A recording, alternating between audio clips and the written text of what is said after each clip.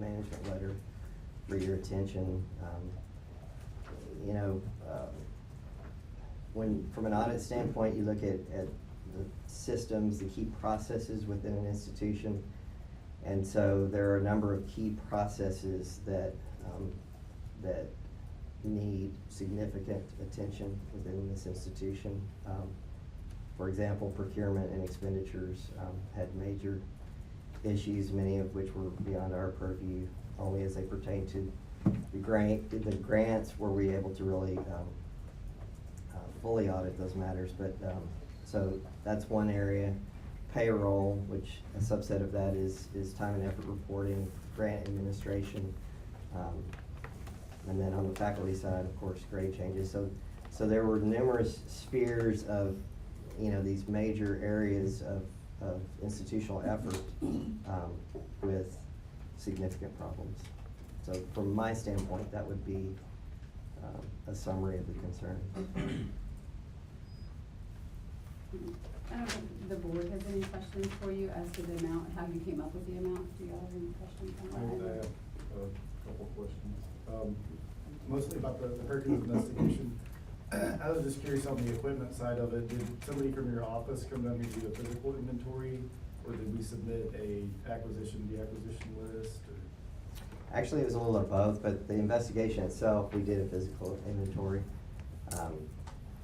But the institution is required to report annually a listing of Perkins items, and so so when we did the physical inventory, a $9,000 something scanner that was purchased with Perkins funds was discovered to have been missing as a result of our work, and the institution had certified that item along with other items for a couple of years incorrectly as having been available to the grant for grant use. That's really the only question I had. Go ahead. My only question was, were you able to look at some of the business operating procedures manual that we've put in place since all this started? Have you had an opportunity to see that? I know that there have been some changes. Honestly, we haven't evaluated, you know, the efficacy of that. Is that, I know it's part of the exhibit that was attached to the college's response. If there's something in there that jumps out at you, will you respond to us on that? So we'll know that, hey, that's not gonna cut it? We'll be happy to provide feedback, and I think that will also come about because of this heightened monitoring Okay. on the grants. So, yes, the answer is we will be That's great. taking a close look at that. And do y'all, are you considered the grantor because it comes through you, it funnels through you? Or Actually, is Perkins really the grantor? Perkins is a federal program, and so the fiscal agent for the state of Texas is the TEA, Texas Education Okay. Agency. The coordinating board receives 30% of the federal money, 70% goes to the ISDs and Okay. education service centers around the state. So for the 30% that goes towards higher education, career and technical education, we are responsible then for subrecipient monitoring for the institutions that get a piece of that.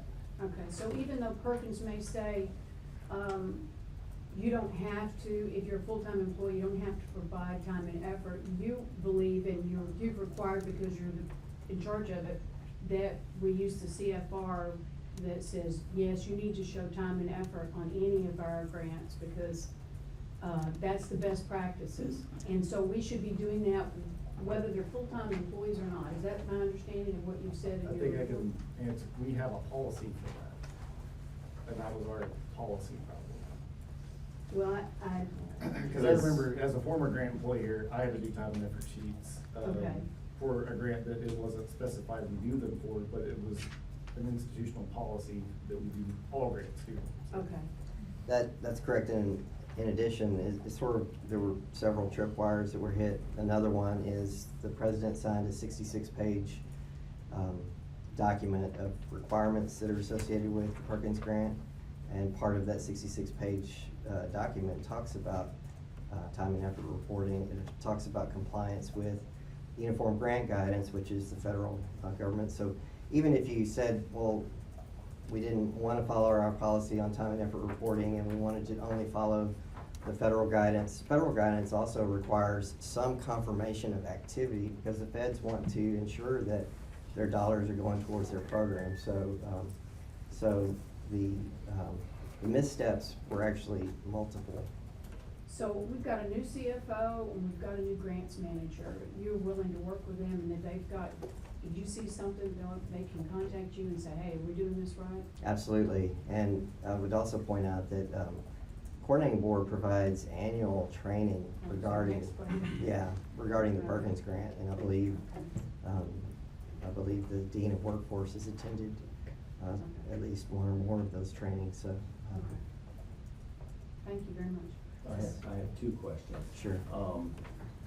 First of all, is there a significant amount of information that you did not share because it was associated with employee names in your report today?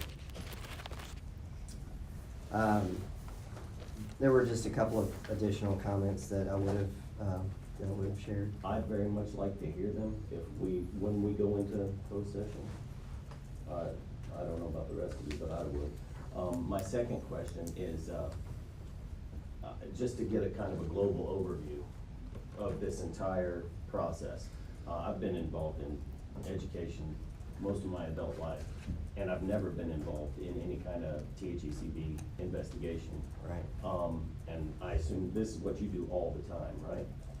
Well, we do audits and investigations, so this is a little bit different because of how it originated and the nature of some of the issues being potentially criminal. So there were some aspects of this that made it an investigation, but we also do routine audits. And that was one of the examples I was gonna actually provide is, we do these types of reviews in terms of looking at the allowability and the appropriate use of the Perkins program. Perkins has been in existence for decades. So we do these things routinely, and I just had staff send me an example of an institution that they're working with where we questioned time and effort reports for the activities not being clearly career and technical education. The institution receives those questions, responded back and says, we have additional documentation, we have listings of career and technical education students that were served by these advisors. We have a sign off by the appropriate dean. All that information is provided and the exception is cleared. That's the routine way that these projects typically, if they were an audit or a desk review, would go. So I want to separate. We do those things routinely. That's the way they normally go. This one was different because of the concerns and the types of concerns. And one more part of that question. Over the course of the investigations that you've done for THECB in the course of your career, how does this one, does this stand out? Is this fairly normal? I'm just curious. Well, that gets to my point about the 30 years in my career. This is at the top of the list. And I can't talk about personnel-related issues, and I'll be happy to talk in another venue if that's appropriate. But because of the level at which the issues reside, that made this a very different, very challenging, and honestly a difficult issue to, from your standpoint, I would suspect, to resolve. Thank you. You bet. I have just a couple of questions if I could. One more, on the reallocation of funds, we were notified that we would get about 50,000 of reallocation of funds that say, I'm not sure how y'all reallocated or your formula, how that's based, but would we still be getting a reallocation of funds for the Perkins grant that we're notified we would get? My understanding is that, I think the short answer to that question is no. I think the funds go back into a pot and are redistributed. So those monies would have been foregone for the reallocation, 56,000, I think it was. And is that because of this investigation or because we're on heightened? It's because of the results of the investigation. And, you had mentioned a couple of things in your comments, and I made notes, I'm sorry I didn't ask you earlier, but one of them was, did anybody from our administration contact you on a status at all during the 1 year, or almost 1 year? No, Nobody from administration? that's correct. Did THECB come into this college through the college president like most other investigations do? We did not in this case because of what the answer that I provided to Mr. Massengale, just the nature of the concerns. Is that common? It's an accepted protocol that, you really, it depends on the issues and what level those issues reside and, I'm sorry, common in the sense we provide some more information? say again? No, I was gonna say common in the sense, when you're gonna do an investigation, is that common for you not to go through the CEO? Or That's correct, and when we say not go through the CEO, that means, the CEO was notified of our investigation from day one, as well as all of the board members. So we certainly made you all aware that we were conducting the work. It's just that the nature of an investigation is such that certain parties are privy to the information while others are not, and that's how that played out. Thing. Yeah, just real, although nobody from administration reached out to THECB over the last year, does that include counsel? Our legal counsel? The question was, did anybody reach out to you, any administrators? Right. And the answer is no. But did the college, through its legal counsel, reach out to y'all during the course of the last year? Same Yeah. question, different person. Sure.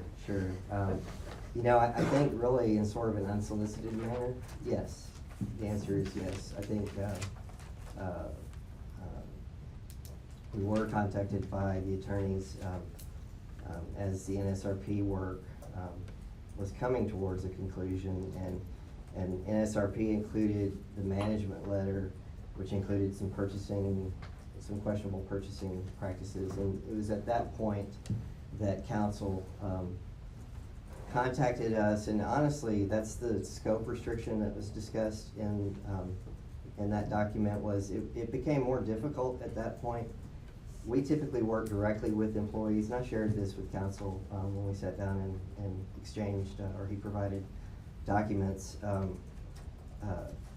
We obtain information from the source, and that makes it more credible. So once the attorneys became involved and started, being the intermediary and gathering the information from the employees and then handing that information over to us, it really only gummed up the works. It didn't help at all. It just sort of added another layer of having to work through, or work with other individuals that we don't typically see involved at that point in the process. So yes, we did have some contact, as well as Mr. Rush. I think he has sat in on a number of the closing meetings that we've, or status meetings that we've had, one time individually, and then other times with the president or other members of her team, so, yes. Do you believe that, unlike in other instances in your experience, do you have any belief that maybe that we do have additional documents that we didn't provide to you? Is that an opinion that you have? I don't know if there were additional documents that we